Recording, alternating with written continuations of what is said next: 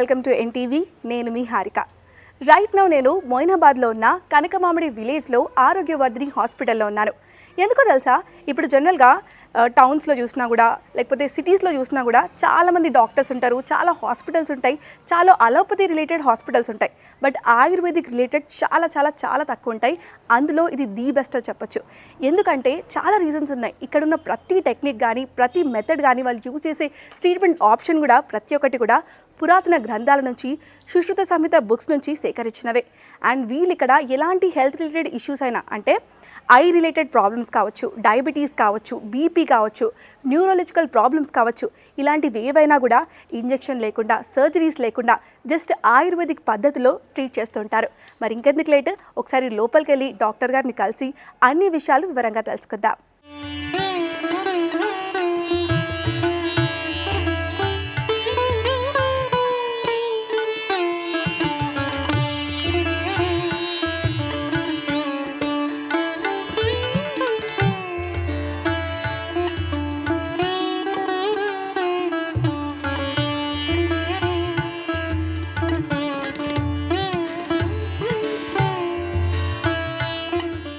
So ప్రస్తుతం మనతో పాటు ఆరోగ్యవర్ధిని హాస్పిటల్ నుంచి సుచిత గారు ఉన్నారు, ఎంఎస్ ఆయుర్వేదిక్ డాక్టర్. వారితో మాట్లాడదాం. నమస్కారం అండి, ఎలా ఉన్నారు? అండి.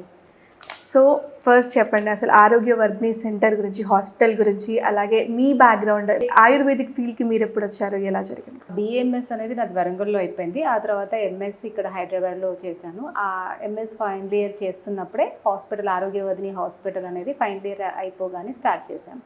సో అంటే 2016 ఎండ్లో. సో నియర్లీ 9 to 10 years అవుతుంది. సో మనం స్టార్ట్ చేసినప్పటి నుండి కూడా ఆయుర్వేదిక్లో నాది ఎంఎస్ అనమాట. అండ్ ఐ స్పెషాలిటీ మొత్తం ఎక్కువ మనం చేసే కేసెస్ అన్నీ కూడా కంటికి సంబంధించినటువంటి అన్ని రకాల ప్రాబ్లమ్స్లో ఓన్లీ ఆయుర్వేదిక్ ట్రీట్మెంట్స్ యూజ్ చేసి మనం ఏ సర్జరీ లేకుండానే ఆ ప్రాబ్లమ్స్ అన్ని తగ్గిస్తాం.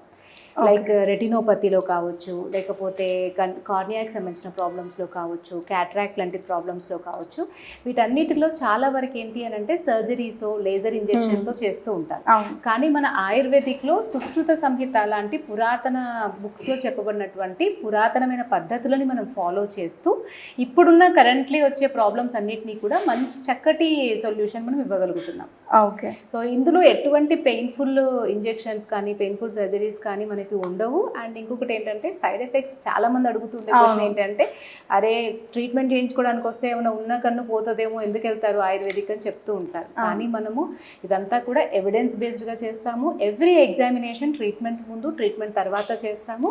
అండ్ దీంట్లో ఎటువంటి సైడ్ ఎఫెక్ట్స్ ఉండవు. ప్రతిదీ పేషెంట్తో డిస్కస్ చేసిన తర్వాత అన్నీ కూడా మనం qualified medicines, GMP certified medicines వాడుతూ మనం ట్రీట్మెంట్స్ అనేవి ఇస్తూ ఉంటాం. ఓకే. మరి ఎగ్జామినేషన్కి అంతా కూడా ఎలా చేస్తుంటారు? టెక్నాలజీ ఏమైనా? ఎగ్జామినేషన్ అంతా కూడా మోడర్న్ టెక్నిక్స్, స్లిట్ ల్యాంప్ కావచ్చు, స్నెలెన్స్ చార్ట్ అండ్ ఫండస్ కెమెరా ఇవి యూజ్ చేసి మనము ఓసిటీ ఇవన్నీ యూజ్ చేసి వాటితోటి, అంటే ఇది ఫిజిక్స్ కదా నార్మల్గా. సో ఆ ఇన్స్ట్రుమెంట్స్ అన్నీ కూడా మనం ఏదైతే బయట రైట్ నో ఏవైతే యూజ్ చేస్తారో సేమ్ అవే ఇన్స్ట్రుమెంట్స్తో మనం టెక్నిక్స్తో యూజ్ చేసి ట్రీట్మెంట్ మాత్రం మనం ఆయుర్వేదిక్ టెక్నాలజీ, అంటే ఆయుర్వేదిక్ మెడిసిన్స్, ఆయుర్వేదిక్ పద్ధతుల ద్వారా మనం చికిత్స చేస్తాం. ఇప్పుడు డయాబెటిక్ రెటినోపతి కానీ, కార్నియా ఇష్యూస్ కానీ, డ్రై ఇష్యూస్ కానీ ఇలాంటివి వస్తుంటాయి కదా.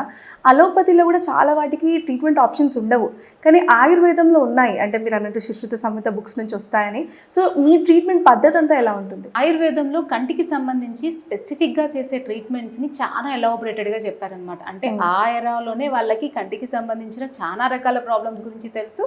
అండ్ దానికి సింపుల్గా చేసేవి చెప్పారు, అండ్ చాలా రోజులు చేసే ట్రీట్మెంట్స్ కూడా చెప్పారు. సో దాంట్లో మనం కంటికి చేసే టెక్నిక్స్ ఏంటంటామంటే నేత్రక్రియ కల్పాలు అనే పేరుతో ఒక 6 స్పెసిఫిక్ ప్రొసీజర్స్ ఉంటాయి, ఒక సెట్ ఆఫ్ ట్రీట్మెంట్స్ అనమాట అవి. సో అవి ఫస్ట్ దాన్ని డిఫరెంట్ పేర్లతో వాటిని పిలుస్తాము. అవి ఒక్కొక్కటి కూడా అంటే ఎక్స్టర్నల్గా ఉన్న ప్రాబ్లంకి అయితే కొన్ని ప్రొసీజరు, కొంచెం సెకండ్ లేయర్లో వచ్చే ప్రాబ్లమ్స్కి, కార్నియాకి, కొరాయిడ్కి వచ్చే ప్రాబ్లంకి అయితే కొన్ని ట్రీట్మెంట్స్, డెప్త్లో రెటినా లెవెల్లో ఉన్న ప్రాబ్లమ్స్కి వచ్చే రెటినా లెవెల్లో ఉండే ప్రాబ్లమ్స్కి అయితే ఇంకా డిఫరెంట్ ట్రీట్మెంట్స్ అనేవి ఆ సెట్ ఆఫ్ ట్రీట్మెంట్స్లో ఉంటాయి. సో దాన్ని బట్టి మనం ఏ ట్రీట్మెంట్ని చూస్ చేసుకోవాలి అన్నది తీసుకొని ఆ ట్రీట్మెంట్స్ని చేస్తాం. సో అలా స్పెసిఫిక్గా మనకి ఆ 6 ట్రీట్మెంట్స్ అనేవి కంటికి బాగా యూజ్ అవుతాయి. సో ఏదైనా కష్టమైన కేస్ స్టడీ ఏమైనా చెప్తారా ఎగ్జాంపుల్గా? అంటే రెగ్యులర్గా మనకి ఏంటంటే కన్ను ప్రాబ్లం అనగానే అందరు అడుగుతూ ఉంటారు, ఏంటి మీరు అద్దాలు ఇస్తారా, లేకపోతే కంటికి మీరేం చేస్తారు, అసలు ఆయుర్వేదంలో ఏముంటాయి, కన్నుకు అసలు ట్రీట్మెంట్ చాలా మందికి తెలియదు కన్నుకి ఆయుర్వేదంలో ట్రీట్మెంట్ ఉంటది అని కూడా. నేను చదివినప్పుడు కూడా చాలా మంది అడిగారు ఏముంటది కంట్లో మీరు చేయడానికి అని. సో అప్పుడు నేను చాలా మందికి చెప్పింది ఏంటి అంటే కంటికి మనము వేరే సిస్టంలో ఏ రకంగా చేస్తున్నారో ఆ ప్రాబ్లమ్స్ అన్నిటికీ కూడా మనం ఆయుర్వేదిక్ లో చేయొచ్చు. లైక్ ఇంతకుముందు మనం అనుకున్నట్టుగా రెటినోపతికి అండ్ కార్నియల్ ఇష్యూస్ కి, క్యాట్రాక్ట్ కి and near vision and long sighted vision, వీటన్నిటికీ కూడా మనం ఇచ్చే మెడిసిన్స్ తో అవి చాలా వరకు సెట్ అవుతాయి. కొన్ని సందర్భాల్లో మనకి ఏంటి అంటే కొన్ని ట్రీట్మెంట్స్ కూడా అవసరం పడతాయి.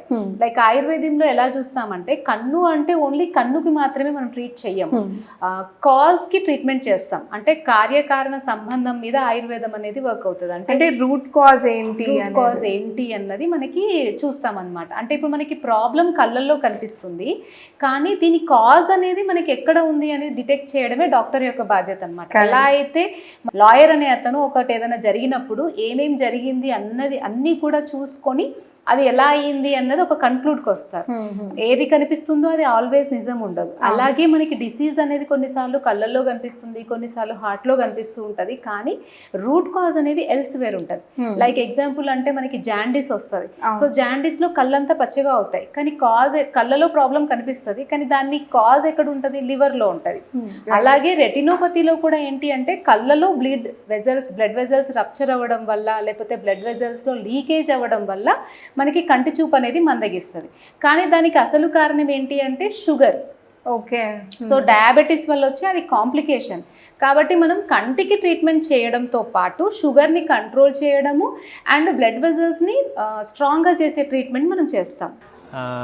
గత 1 సంవత్సరంగా నాకు షుగర్ ఎక్కువైన దానివల్ల కంట్లో నుంచి నాకు బ్లడ్ లీక్ అయినట్టు అనిపించేది. సో నేను ఆల్మోస్ట్ అన్ని మేజర్ హాస్పిటల్స్ కానీ తిరిగాను. లేజర్ ట్రీట్మెంట్స్ అని ఇవి అవి అని చాలా వరకు సబ్సిడీస్ అని ట్రై చేశారు, కానీ నాకు పర్మనెంట్ సొల్యూషన్ అక్కడ దొరకలేదు. So now I'm here. So ఇక్కడ ఆల్మోస్ట్ 3 మంత్స్గా నేను ట్రీట్మెంట్ తీసుకుంటున్నాను. 2 ఐస్కి ఉండేది, ఒక eye almost all cure, no problem. Second I'm having still some problem, but I think due course of time ఒక 1 or 2 monthsలో I'm sure that will get better. I would rather say it's cured. Sugar కానీ, BP కానీ, లేకపోతే thyroid ఇలాంటి వాటికి కూడా ayurvedic లో reversal అయ్యే ఛాన్స్ ఉంటుంది. డెఫినెట్ గా మనం ఈ మెటబాలిక్ డిసీజెస్ అన్నిటినీ కూడా మనం రివర్స్ చేసే ట్రీట్మెంట్ చేస్తాము. విత్ ఇన్ షార్ట్ గ్యాప్ లో, అంటే ఒక 2-3 years లోపు వచ్చిన ప్రాబ్లమ్స్ బీపీ షుగర్ డిటెక్ట్ అయిన వాళ్ళైతే కంప్లీట్ గా తొందరగానే నార్మల్ చేసుకోవచ్చు. కానీ లాంగ్ టర్మ్ లో వాళ్ళకి ఏమవుతాయి అంటే ఆల్రెడీ డ్యామేజ్ అయి ఉంటాయి కాబట్టి ఎక్కువ టైం పడుతుంది. అండ్ మీరు అడిగినట్టుగా కాంప్లికేటెడ్ కేసెస్ మీరు ఏమైనా చేశారా అంటే, మనం చేసిన ఒక కేసు ఎప్పటికీ నాకు గుర్తుంటుంది. అదేంటి అంటే ఇనిషియల్ ప్రాక్టీస్లోనే నార్మల్గా ఇక్కడ గ్లాండ్ ఉంటుంది అనమాట, అది ఉబ్బి అక్కడ ఒక చిన్న కాయలాగా ఉందన్నమాట. వాళ్ళు యూకే పేషెంట్స్. సో అక్కడ వాళ్ళకి ఏం చెప్పారంటే అది క్యాన్సర్ లాగా మారుతుంది అని భయపెట్టించారనమాట వాళ్ళకి. సో మీరు డిఫరెంట్ కేస్ అంటే ఏమంటారు ఇన్వెస్టిగేషన్స్కి వెళ్ళాలి అట్లా అని చెప్పారు. సో వాళ్ళకి ఇంట్రెస్ట్ లేక మనకి ఇండియాకి వచ్చేసి మన దగ్గర చూపించుకున్నారు. అప్పుడు మనం వాళ్ళకి లీచ్ థెరపీ చేస్తాం. కంటికి నార్మల్గా కొన్ని ప్రాబ్లమ్స్లో మనం లీచ్ థెరపీస్ చేస్తాం. సో అది గ్లాండులర్ ఎన్లార్జ్మెంట్ కాబట్టి మనం అక్కడ లీచ్ పెట్టామన్నమాట. అంటే లీచ్ థెరపీస్ అంటే ఏముంటాయి? జలగని మనం కంటికి పెడతాం కొన్ని రకాల. అంటే జలగని ఇప్పుడు ఏమంటారు ఐబ్రో ఎండ్లో పెడతాము, ఎబో పెడతాము, లిడ్ని ఏమంటారు లోవర్ ఐలిడ్కి పెడతాము, అప్పర్ ఐలిడ్ అవాయిడ్ చేసి పెడతాము, ఇక్కడ గ్లాండ్కి పెడతాము. అంటే వాళ్ళ ప్రాబ్లమ్ని బట్టి ఎక్కడ మనం అప్లై చేయాలి. ఇంజురీస్ జరిగాయి కంటికి అనుకోండి, ఎక్కువ దగ్గరికి అంటే మనం కన్నుకి ఎంత దగ్గరగా వెళ్ళగలిగితే ప్రాబ్లమ్ని అంత తొందరగా చేయగలుగుతాము. సో జలగ అనేది ఏంటి అని అంటే అది ఇంప్యూర్ బ్లడ్ని తొందరగా తీసుకొని బ్లడ్ సర్క్యులేషన్ని తొందరగా నార్మలైజ్ చేయడానికి ఉపయోగపడుతుంది. ఎందుకంటే దాని సెలైవాలో మనకి బ్లడ్ క్లాట్ని కరిగించేటువంటి ఎంజైమ్స్ ఉంటాయి, Okay. ప్రోస్టాగ్లాండిన్స్ రిలీజ్ ఎంజైమ్స్ ఉంటాయి. సో దట్ వాటన్నిటి వల్ల మనకి ఏంటి అంటే బ్లడ్ సర్క్యులేషన్ అనేది మళ్ళీ నార్మల్ అవుతుంది. సో అందుకని మనం ఏంటి అని అంటే ఎక్కడైతే మనకి బ్లడ్ సర్క్యులేషన్ అవసరము, లేకపోతే ఎక్కడైతే టాక్సిక్ బ్లడ్ ఎక్కువగా ఉండి అబ్స్ట్రక్షన్ ఉందో, సో అబ్స్ట్రక్షన్ రిలీవ్ చేయడానికి మనం లీచెస్ వాడతాం. సో ఆ కండిషన్లో మనం లీచ్ పెట్టడం వల్ల వాళ్ళకి ఆ గ్లాండ్ అంతా కూడా మళ్ళీ నార్మల్ సైజ్లోకి అంటే సైజ్ అనేది స్ట్రింక్ అయిపోయి మళ్ళీ వాళ్ళకి ఏ ప్రాబ్లం లేకుండా, అసలు క్యాన్సర్ అన్న పదం కూడా లేకుండా అయిపోయింది అన్నమాట. అంటే క్యాన్సర్ అని భయపడే వాళ్ళకి కూడా ఫస్ట్ రూట్ కాజ్ కనుక్కోవడం అంత ఇంపార్టెంట్. స్టార్టింగ్ స్టేజెస్లో మనకి పేషెంట్ కన్సల్ట్ అయినప్పుడు మనం వాళ్ళకి చాలా బెటర్గా ట్రీట్మెంట్ చేయగలుగుతాం.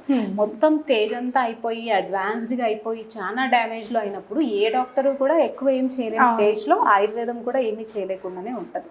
బట్ ముందే వాళ్ళు కన్సల్ట్ అవుతే మినిమం ట్రీట్మెంట్స్ తోటే బెటర్గా మనం రిజల్ట్స్ తీసుకురావచ్చు. కరెక్ట్.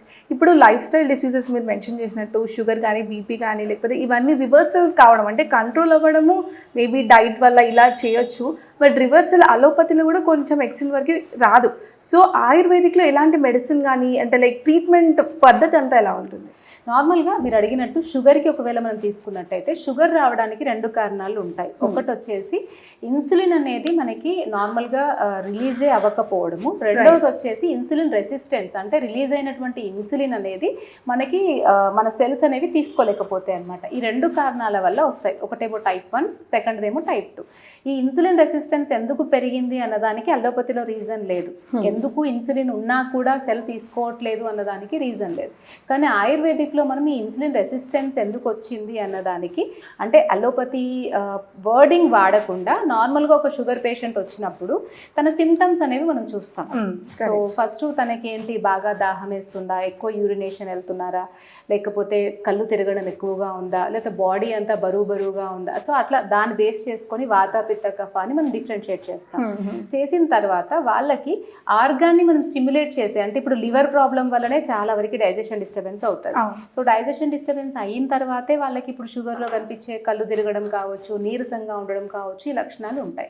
కాబట్టి మనం ఆ డైజెషన్ సిస్టమ్ని సెట్ చేసే ట్రీట్మెంట్ చేస్తాం. కాబట్టి నార్మల్గానే డైజెషన్ సిస్టమ్ అంతా యాక్టివేట్ అవుతుంది. మనం డైరెక్ట్గా ఇన్సులిన్ని మన మీద సీక్రెట్ చేసేవి మనం ఏమీ ఇవ్వట్లేదు. మొత్తం నార్మల్గా ఆ సిస్టమ్ అంతా నార్మల్ అవ్వడానికి ఏదైతే అవసరమో లివర్ని, స్ప్లీన్ని, ప్యాంక్రియాస్ని హెల్దీగా చేసేటువంటి ట్రీట్మెంట్. అండ్ ఒకవేళ మన ఫుడ్ స్టైల్ బాగా లేకపోవడం వల్ల మనకి షుగర్ వస్తుంది అనుకుంటే మనం కౌన్సిలింగ్స్ వల్ల వాళ్ళ లైఫ్ స్టైల్ చేంజ్ చేయడము, లేటుగా పడుకోవడము, లేటుగా తినడము, దీనివల్ల మనకి షుగర్ లెవెల్స్ పెరుగుతున్నాయి అనుకుంటే వాళ్ళ అలవాట్లని మనం మార్చడం వల్ల స్లోగా మనకి షుగర్ అనేది మొత్తానికి నార్మల్ అయిపోతుంది. ఎందుకంటే ఏదన్నా ఒక ప్రాబ్లం రావాలి అంటే దాని కాజెస్ ఇంపార్టెంట్.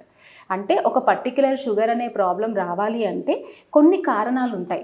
ఆ కారణాలు ఏంటి, వాళ్ళు సరి అయినటువంటి లైఫ్ స్టైల్ని ఫాలో అవ్వకపోవడమా, లేదంటే సరి అయినటువంటి ఫుడ్ తీసుకోకపోవడమా, ఓవర్ స్ట్రెస్, ఓవర్ స్ట్రెయిన్కి వాళ్ళు ఎక్స్పోజ్ అవుతున్నారా, లేకపోతే టాక్సిక్ యాంటీబయాటిక్స్ కావచ్చు, ఎక్కువ కెమికల్స్ని ఓవర్లోడ్గా తీసుకుంటున్నారా, ఇలా మనం కాజ్ అనేది చూస్తాం. సో ఆ కాజెస్ అన్నిటి మీద మనం డిస్కస్ చేసిన తర్వాత ఆ కాజ్ అనేది ఎలిమినేట్ చేయమని చెప్తాము. ఆ తర్వాత దానికి తగ్గట్టుగా మనము అవన్నీ కూడా అప్పటి వరకు అయిన డ్యామేజ్ని తగ్గించేటువంటి పంచకర్మ టెక్నిక్ ట్రీట్మెంట్స్ తోటి మళ్ళీ నార్మలైజ్ చేస్తాం. కాబట్టి డిసీజ్ని మళ్ళీ నార్మలైజ్ చేసుకోవడానికి మనకి స్కోప్ ఉంటుంది. కరెక్ట్. సో ఏ దాంట్లో అయినా కూడా ఫస్ట్ మీరు రూట్ కాజ్ ఏంటి, అది ఆయుర్వేదంలో స్పెషల్గా ఏంటంటే రూట్ కాజ్ ఏంటి, దాన్ని ఎలా ట్రీట్ చేసేవచ్చు, ఎలా తగ్గించుకోవచ్చు. సో దీనికి నేను ఎగ్జాంపుల్ చెప్తాను. నార్మల్గా ఇప్పుడు రెటినోపతి అని అంటే నార్మల్గా మనం బయట చేసే ట్రీట్మెంట్స్ ఏంటి అంటే కంటికి లేజర్ ట్రీట్మెంట్స్, లేకపోతే ఇంజెక్షన్స్, లేకపోతే ఇంకా ప్రాబ్లం ఎక్కువైపోయి బ్లీడ్ అయిపోయి అదంతా గడ్డగట్టిపోతే పార్స్ప్లానా వెట్రెక్టమీ లాంటి సర్జరీస్ చేసి సిలికాన్ ఆయిల్, గ్యాస్ అవి నింపడం అట్లా చేస్తారు. అదే ఆయుర్వేదిక్లో అయితే అసలు రూట్ కాజ్ వేరే ఉంటుంది. సేమ్ అందరికీ రెటినోపతి ప్రాబ్లమే. ఒకరికి నార్మల్గా వాళ్ళు బ్లడ్ వెజల్స్లో డ్యామేజ్ అనేది ఎక్కువగా ఉండడము, బ్లడ్లో యూరిక్ యాసిడ్ ఎక్కువగా ఉండడము, బ్లడ్లో చాలా టాక్సిసిటీ పెరిగిపోవడం వల్ల రెటినోపతి వచ్చింది. ఇంకొకరికి వాళ్ళ డైజెషన్ సిస్టమ్ అస్సలు సరిగా లేకపోవడం వల్ల, వీక్నెస్ వల్ల, మాల్ న్యూట్రిషన్ వల్ల, న్యూట్రిషన్ డెఫిషియన్సీస్ వల్ల వెజల్స్ అనేవి సరిగా ఉండకుండా వీక్నెస్ ఎక్కువైపోయి బ్లడ్ వెజల్స్ లీక్ అవ్వడం వల్ల రెటినోపతి రావచ్చు. ఇంకొకరికి తినగానే పడుకోవడము, హెవీగా ఫుడ్ తీసుకోవడము, సో దానివల్ల కొలెస్ట్రాల్ లెవెల్స్ ఎక్కువగా పెరిగిపోయి బ్లడ్ వెజల్స్ అనేవి బ్లాక్ అయ్యి రెటినోపతి రావచ్చు. ఈ ముగ్గురికి ట్రీట్మెంట్స్ వేరు ఉంటాయి, బట్ ముగ్గురికి అయ్యింది బ్లడ్ లీక్ అవ్వడము రెటినోపతి, కానీ ట్రీట్మెంట్ అనేది సేమ్ ఉండదు. కానీ అలోపతిలో మనకి సేమ్ సర్జరీ చేసేసి ఇంజెక్షన్స్ ఇచ్చేసి వదిలేస్తారు. సేమ్ ఉంటుంది. అక్కడ ఏంటి అని అంటే మీరు US లో చేసుకున్నా, ఇండియాలో చేసుకున్నా, ఏ కంట్రీలో చేసుకున్నా ఒక పారామీటర్స్ ఉంటాయి, దాని ప్రకారమే ట్రీట్మెంట్, ఒక ఫార్మాట్ లో అట్లే వెళ్ళిపోతారు. ఎవరికైనా అదే ట్రీట్మెంట్. కానీ ఆయుర్వేదిక్ లో ఒకటే ప్రాబ్లం, మీకు కనిపించేది రెటినోపతి ప్రాబ్లమే, అంటే కంట్లో బ్లీడే అయ్యింది, కానీ దానికి కారణం అనేది రకరకాల కారణాల వల్ల అది అవుతుంది. సో అంటే ఆ రకరకాల కారణాల్లో ఒక్కొక్కసారి మనం కన్నును ముట్టుకోకుండానే కన్నుని మంచి హెల్దీగా చేయొచ్చు. ఓకే. సో అలా మనకి కారణం అనేది ఇంపార్టెంట్, అంటే ఎందుకు వచ్చింది అన్నది ఇంపార్టెంట్ ఆ ట్రీట్మెంట్ చేయాలి అంటే. సో ఆయుర్వేదం అంతా ఆ సిద్ధాంతం మీదనే వర్క్ అవుతుంది. ఓకే. కొందరికి కొంచెం అపోహలు ఉంటాయి, అంటే ఒక్కసారి ఇది ఆయుర్వేదిక్ తీసుకున్నా కూడా మళ్ళీ బౌన్స్ బ్యాక్ అవుతుంది ఇష్యూ, అలాంటి థాట్స్ ఉంటాయి, అంటే నిజంగానే అట్లా ఉంటుందా ఏంటి? ఏ సిస్టమ్ ఆఫ్ ట్రీట్మెంట్ తీసుకున్నా కూడా మనకి మంచి లైఫ్ స్టైల్, మంచి ఫుడ్ స్టైల్ అనేది ఇంపార్టెంట్. అంటే ఆయుర్వేదంలో ఏం చెప్తారంటే మనకి డిసీజెస్ రాకుండా ఉండాలి అంటే కొన్ని ఇన్స్ట్రక్షన్స్ ఉంటాయి. అవి ఏంటి అంటే దినచర్య, అంటే మార్నింగ్ లేచినప్పటి నుండి నైట్ పడుకునే వరకు మీరు ఎలాంటి పద్ధతులు ఫాలో అవుతే ప్రాబ్లమ్స్ రాకుండా ఉంటాయి. సెకండ్ వచ్చేసి ఋతుచర్య, సీజన్ని బట్టి మీరు ఎలాంటి ఫుడ్ స్టైల్, ఎలాంటి లైఫ్ స్టైల్ ఉంటుందో అది చేంజ్ చేసుకుంటూ ఉండాలి. సమ్మర్లో ఒకలాంటి ఫుడ్, వింటర్లో ఒకలాంటి ఫుడ్, అలా ఫుడ్ చేంజ్ చేసుకుంటూ ఉండాలి.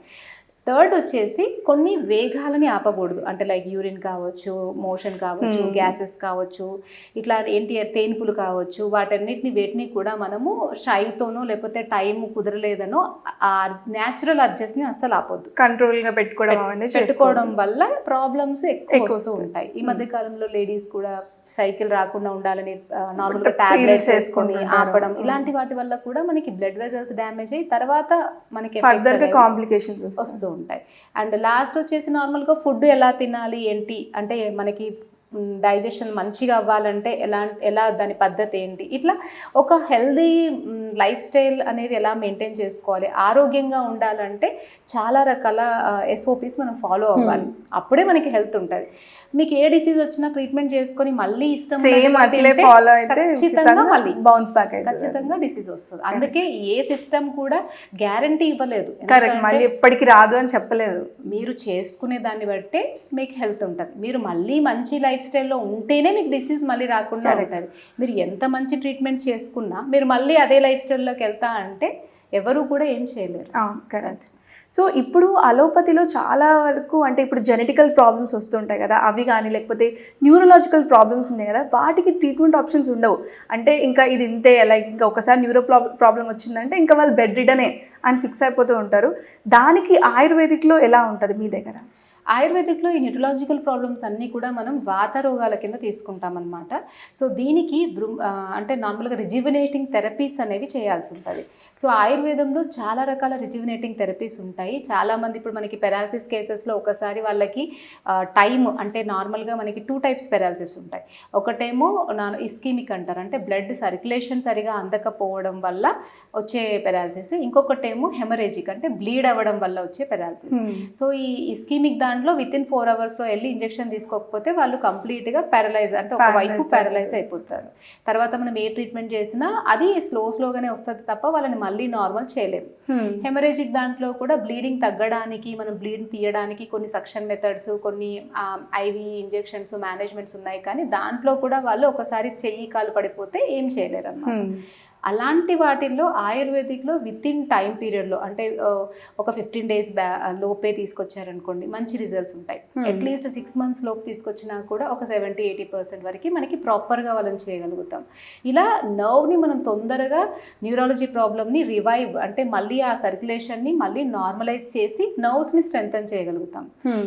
అలాగే ఆప్టిక్ ఎట్రోపీస్ కావచ్చు, ఆప్టిక్ న్యూరైటిస్, అంటే కంటికి సంబంధించి కూడా నరాలకు వచ్చే ప్రాబ్లమ్స్, రెటినైటిస్ పిగ్మెంటోసా, అంటే రెటీనాకు వచ్చే ఒక టైప్ ఆఫ్ జెనెటికల్ ప్రాబ్లమ్. వీటన్నిటిలో కూడా మనం మళ్ళీ ఆ నర్వ్స్ ని నార్మలైజ్ చేయడానికి కొన్ని రకాల రిజ్యువినేటింగ్ థెరపీస్ చేస్తాం. ఆ థెరపీస్ అన్ని కూడా ఎలా ఉంటాయి అంటే జనరల్ ఆయుర్వేదిక్ లో నార్మల్ గా ట్రీట్మెంట్ 2 types ఉంటుంది. ఒకటి శోధనము, రెండవది శమనం. శోధనము అంటే పంచకర్మ టెక్నిక్స్ అన్నమాట. అంటే వామనం, విరేచనం, వస్తి, నస్యం, రక్తమోక్షం అని ఒక 5 procedures ప్రొసీజర్స్ ఉంటాయి. ఆ టైప్స్లో ఏంటి అంటే బాడీలో ఉన్నటువంటి టాక్సిన్స్ అంతా ఎలిమినేట్ చేస్తూ ఒక టైప్ ఆఫ్ కంప్లీట్గా ఫ్లష్ అవుట్ లాగా అనమాట, మొత్తం ఉన్నదాన్నంతా బయటికి పంపించేసి చేసే ట్రీట్మెంట్. శమనం అంటే మెడిసిన్స్ అనమాట. అంటే మనం ఒక ప్రాబ్లం ఉంది, జ్వరం వచ్చింది, సో జ్వరంకి అప్పుడు టెంపరేచర్ పెరిగింది, లేకపోతే ఎక్కువ పర్స్పిరేషన్, చెమటలు ఎక్కువ వస్తున్నాయి, వీక్నెస్ ఎక్కువ ఉంది, సో దాని ఆపోజిట్లో ఏమి ఇస్తే మనకి ఫీవర్ తగ్గుతుంది అన్న మెడిసిన్ ఇచ్చేయడం. సో అలా మెడిసిన్ ఇస్తాము. రెండవది ట్రీట్మెంట్. సో ఈ రెండు పద్ధతులు మనం ఏది అవసరమో అది ఇస్తూ ట్రీట్మెంట్ అనేది మనం చేస్తుంటాం. ఓకే. సో ఇప్పుడు మీరు అన్నట్టు ఈ paralysis patients with in 6 months వచ్చినాక కూడా అంటే ఎన్ని డేస్ పడుతుంది రికవరీ అదంతా? నార్మల్గా మనకి ట్రీట్మెంట్ అనేది ఒక 15 days to 1 month పడుతుంది. ఓకే. 15 to 1 month తర్వాత నార్మల్ స్టేజ్కి వచ్చే ఛాన్సెస్ ఎక్కువ ఉంటాయి. ఓకే. ఇప్పుడు చాలామంది ఆయుర్వేదిక్ మెడిసిన్కి ఇప్పుడు చెట్టు మందు కానీ లేకపోతే వీటికి కొంచెం కన్ఫ్యూజ్ అవుతుంటారు. ఇవన్నీ ఇదే కేటగిరీలో వస్తుంటుందా? మీరే వీటితోటే ఈ ప్రొసీజర్స్ ఫాలో అవుతుంటారా? ఎలా ఉంటుంది? నార్మల్గా అంటే ఒక ఆయుర్వేదిక్ డాక్టర్ అంటే ఎండి చేశారంటే వాళ్ళు కనీసం ఒక 9 years అన్న చదివిన తర్వాత ప్రాక్టీస్లోకి వస్తారు. సో అంత చేసిన తర్వాత వాళ్ళు ఇచ్చే మెడిసిన్ అన్నీ కూడా చాలా క్వాలిఫైడ్ మెడిసినే, మంచి మెడిసిన్సే ఇస్తారు. కానీ బయట చాలామంది ఏంటి అంటే అనువంశిక డాక్టర్స్ అని, లేకపోతే ఎక్కడ పడితే అక్కడ ఆయుర్వేద మందులు అమ్మబడును అన్న వాళ్ళ దగ్గర, ఊర్లలో తిరిగే వాళ్ళ దగ్గర తీసుకుంటారు. తీసుకొని మేము ఆయుర్వేదిక్ మందులు వాడాము, మాకు రిజల్ట్ రాలేదు అని చెప్తూ ఉంటారు. సో మీరు ఎవరి దగ్గర తీసుకుంటున్నారు? మీరు ఒక క్వాలిఫైడ్ డాక్టర్ దగ్గర తీసుకుంటే ఎప్పుడూ మీకు ప్రాబ్లం ఉండదు. ఎందుకంటే మీరు వెళ్ళి అడగవచ్చు ఏమి ఇచ్చారు అనేది వాళ్ళు రాస్తారు, దానికి సంబంధించి GMP సర్టిఫికేషన్స్ ఉంటాయి, ఆ మందు ఎలా పనిచేస్తుంది అన్నది అన్నీ ఉంటాయి. కానీ అలా ఏం లేకుండా ఎవరు పడితే వాళ్ళు యూట్యూబ్లో చెప్పారనో లేకపోతే ఎక్కడనో విన్నారనో మీరు వెళ్తే అది మీ సెల్ఫ్ ఏమంటారు, మీరు అది రిస్క్ మీరు సెల్ఫ్గా తీసుకోవాల్సి ఉంటుంది. బట్ దానికి ఆయుర్వేదాన్ని ఎప్పుడూ కూడా ఏమంటారు మిళితం చేయకూడదు. ఎందుకంటే అది ఆయుర్వేదిక్ డాక్టర్స్ దగ్గర మీరు తీసుకున్నప్పుడు ఒకవేళ నిజంగానే ప్రాబ్లం అయింది అని అంటే ఆయుర్వేదం వల్ల అయిందనొచ్చు. కానీ వీళ్ళందరూ కూడా ఏంటంటే నేర్చుకొని వాళ్ళు వైద్యం చేస్తున్న వాళ్ళు. సో వాళ్ళకి ఉన్న నాలెడ్జ్ని బట్టి వాళ్ళు చేస్తారు. నమ్మాలా నమ్మొద్దా అన్నది మనం ఆలోచించుకొని చేసుకోవాలి. సో ఒక సిస్టమ్ని బ్లేమ్ చేసే అది ఆ వైద్యం దగ్గర చేయించుకున్నప్పుడైతే ఉండదు. కరెక్ట్. సో ఇప్పుడు అలోపతి ఆయుర్వేదిక్ చాలామందికి ఆయుర్వేదిక్లో అవేర్నెస్ ఉండదు. కానీ ఇప్పుడు మీరు చెప్పాక ఐ రిలేటెడ్ ఇష్యూస్లో ఇన్ని ట్రీట్మెంట్ ఆప్షన్స్ ఉన్నాయి, ఇంత బాగా సాల్వ్ చేసుకోవచ్చు అనుకుంటారు అని తెలిసింది మాకు. సో అలా ఇప్పుడు అలోపతిలో కూడా ఎక్కువగా అంటే రిజల్ట్ రాని ఏ పర్టికులర్ డిసీజెస్ మీద ఆయుర్వేదిక్ ఎక్కువ మీ దగ్గర ఎక్కువ మంది వస్తూ ఉంటారు? ఐ ప్రాబ్లమ్స్లో అయితే చిన్న ప్రాబ్లమ్ నుండే స్టార్ట్ చేద్దాం. Dry eye. నార్మల్గా డ్రై ఐకి ఏంటి అంటే లూబ్రికెంట్ డ్రాప్స్ తప్ప మనకి అక్కడ పెద్దగా ఏమీ ట్రీట్మెంట్ ఆప్షన్స్ ఉండవు. కానీ ఆయుర్వేదిక్లో అసలు డ్రై ఐ ఎందుకు వస్తుంది? వాళ్ళకి హార్మోనల్ ఇంబ్యాలెన్స్ వల్ల వస్తుందా, లేకపోతే వాళ్ళకి డైజెషన్ సంబంధించినటువంటి డిస్టర్బెన్సెస్ వల్ల డ్రై ఐ వస్తుందా, లేకపోతే నార్మల్గా కొన్ని రకాల కెమికల్స్ డై వేసుకోవడం, హెయిర్ డై వేసుకోవడము, లేకపోతే కొన్ని కెమికల్స్ని రోజు ఇన్హేల్ చేయడం. లైక్ హెయిర్ డై వేసుకుంటే కూడా కళ్ళకి ఎఫెక్ట్ ఉంటుంది. ఎందుకంటే కెమికల్స్ కదా. మన ఆయుర్వేదంలో ఏం చెప్తామంటే, ఎక్కడైనా నార్మల్గా ఏం చెప్తామంటే, మనము మన బాడీకి అప్లై చేసే ఏదైనా అది మనం తినగలిగేదైతేనే బాడీకి అప్లై చేయాలి. అది ఇప్పుడు మనం సోప్స్ వాడతాం, నెయిల్ పాలిష్ వాడతాం, లిప్స్టిక్ వాడతాం, హెయిర్ డై వేసుకుంటాం, ఇవన్నీ కెమికల్స్. ఇవన్నీ మీకు బ్లడ్ సర్క్యులేషన్లో ఖచ్చితంగా కలుస్తాయి. ఎందుకంటే ఇది నార్మల్గా ఈ బాడీ అనేది ఎయిర్కి ఎక్స్పోజ్ అయినా, వాటర్కి ఎక్స్పోజ్ అయినా, ఏదన్నా మనం ఎక్స్టర్నల్గా అప్లై చేసినా ఖచ్చితంగా మన బాడీ అబ్జర్వ్ చేసుకుంటుంది. ఓకే. అందుకే కదా నార్మల్గా పెస్టిసైడ్స్ మనం ఎప్పుడైనా కూడా చల్లినప్పుడు మొత్తం బాడీకి అంతా అది ఎక్స్పోజ్ అయితే మొత్తం కెమికల్ ఎక్స్పోజర్ ఉంటుంది. సో అట్లా మన బాడీ ప్రతిదీ హోల్సే కదా. సో ఎవ్రీథింగ్ బాడీ అబ్జర్వ్ చేసుకుంటుంది. హెయిర్ అయినా, నెయిల్స్ అయినా, ఏదైనా అబ్జర్వ్ చేసుకుంటారు. అందుకే మనం చాలా మందికి ఈవెన్ ఇప్పుడు PCOD ప్రాబ్లమ్స్లో, ఇన్ఫర్టిలిటీలో కూడా నెయిల్ పాలిషెస్ ఎక్కువ పెట్టొద్దని చెప్తాం అనమాట. ఆ స్మెల్ని పీల్చడం వల్ల. స్మెల్ అంటే లైక్ ఐ చూడడం, తీసుకోవడం, ఎనీ సెన్స్ ఆర్గన్స్ ఇస్ మళ్ళీ డిపెండింగ్ ఆన్ కెమికల్స్ కాబట్టి అది ఇంపాక్ట్ అవుతుంది. ఏ కెమికల్ని మనం స్మెల్ చేసినా, నా దగ్గర ఒక పేషెంట్ వచ్చారు, తనకి ఏంటంటే కళ్ళు అనేవి సడన్గా డ్రూప్ అయిపోయినాయి.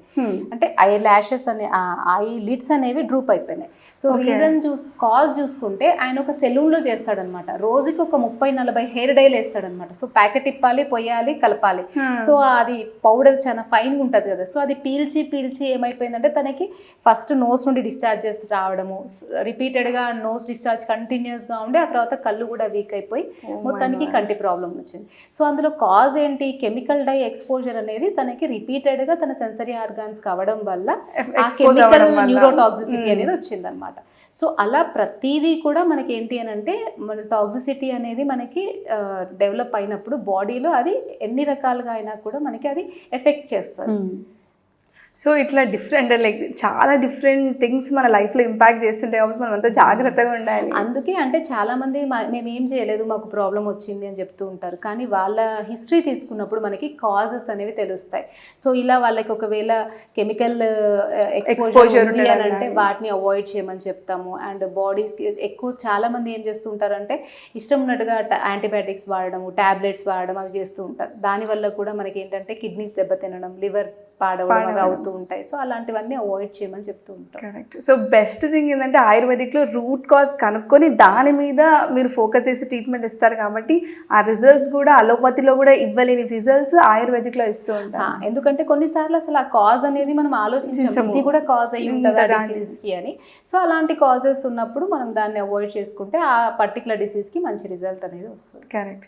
సో లాస్ట్లీ ఎవరైనా మీ హాస్పిటల్ని సంప్రదించాలి అనుకున్నా, ఎలాంటి ఇష్యూస్ గురించి మీ హాస్పిటల్ని సంప్రదించాలనుకున్నా ఎలా సంప్రదించాలి, ఏ ఇష్యూస్ గురించి మిమ్మల్ని డైరెక్ట్గా కాంటాక్ట్ అవ్వచ్చు? నార్మల్గా మనది అంటే ఇప్పుడు ఏపీ తెలంగాణలో ఇన్పేషెంట్ ఫెసిలిటీ ఉండి ఓన్లీ ఐ ట్రీట్మెంట్స్ కంప్లీట్గా ఆయుర్వేదంతోనే చేసేది మన హాస్పిటలే ఉంది. సో దీంట్లో మనం డిఫరెంట్ టెక్నిక్స్ వాడి అన్ని రకాల ఐ ప్రాబ్లమ్స్కి మంచి సొల్యూషన్ మనం ఇస్తున్నాం. లైక్ మనం డిస్కస్ చేసినట్టుగా రెటినైటిస్ పిగ్మెంటోసా, జెనెటికల్ ప్రాబ్లం, దీనికి ఎక్కడా కూడా అసలు ట్రీట్మెంట్ లేదు. కానీ మన దగ్గర అట్లీస్ట్ మనం వాళ్ళ విజన్ని కాపాడగలుగుతాం life long. And second retinopathy, దానికి ఇంజెక్షన్స్, సర్జరీస్ తప్ప రాకుండా చేయలేరు. కానీ మనం ట్రీట్మెంట్ చేయడం వల్ల ఒక 6 months to 1 year వాళ్ళు ట్రీట్మెంట్ తీసుకున్నట్టయితే మంచి లైఫ్ స్టైల్ ఫాలో అయితే మళ్ళీ రాకుండా చేసుకోవచ్చు.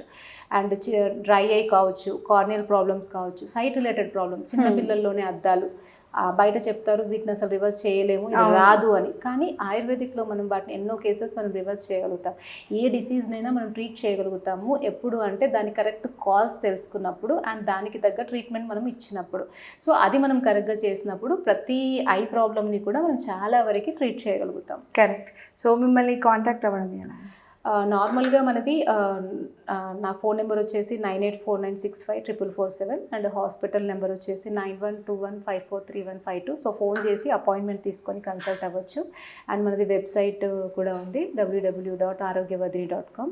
ఇంకా అపాయింట్మెంట్ తీసుకొని 2 బ్రాంచెస్ ఉన్నాయి మనది, ఒకటి అమీర్పేటలో ఉంది, ఒకటి కనకమామిడిలో ఉంది. సో గూగుల్ మ్యాప్లో లొకేషన్ మనకి ఫైండ్ అవుట్ చేసుకోవచ్చు. సో ఫోన్లో అపాయింట్మెంట్ తీసుకుంటే మనకి అందరూ దానికి సంబంధించిన డీటెయిల్స్ ఇస్తారు. సో అపాయింట్మెంట్ బేస్లో మేము కలవచ్చు. Correct. Thank you so much doctor. Thank you. So చూసారు కదా, ఫస్ట్ ఆయుర్వేదిక్లో బెస్ట్ పార్ట్ ఏంటంటే రూట్ కాజ్ కనుక్కోవడం. మీకు ఎలాంటి హెల్త్ ఇష్యూ ఉన్నా, అంటే ఐ రిలేటెడ్లో ఎంత డీప్ అంటే స్టార్టింగ్ స్టేజ్ నుంచి ఎలాంటి ఇష్యూస్, అలోపతిలో కూడా తెలియని ట్రీట్మెంట్స్ ఆయుర్వేదిక్లో అవైలబుల్ ఉన్నాయి. అంతేకాదు డయాబెటీస్ కానీ, బీపీ కానీ అవన్నీ కంట్రోల్ చేసుకోవడంలో, రివర్సల్ చేయడానికి, ఇంకా న్యూరలాజికల్ ప్రాబ్లమ్స్కి, ఇలాంటి ఎన్నో ప్రాబ్లమ్స్కి ఎక్కడైతే అలోపతిలో కూడా ట్రీట్మెంట్ ఆప్షన్స్ అవైలబుల్ లేని కూడా ఇక్కడ ఆయుర్వేదిక్లో అవైలబుల్ ఉన్నాయి. అదే ఆరోగ్యవర్ధిని. మీకు ఇలాంటి డౌట్స్ ఉన్నా కూడా, మీకు ఇలాంటి హెల్త్ ఇష్యూస్ ఉన్నా కూడా మీరు వీళ్ళని సంప్రదించవచ్చు. ఇది వాళ్ళ ఏంటివి. Thank you.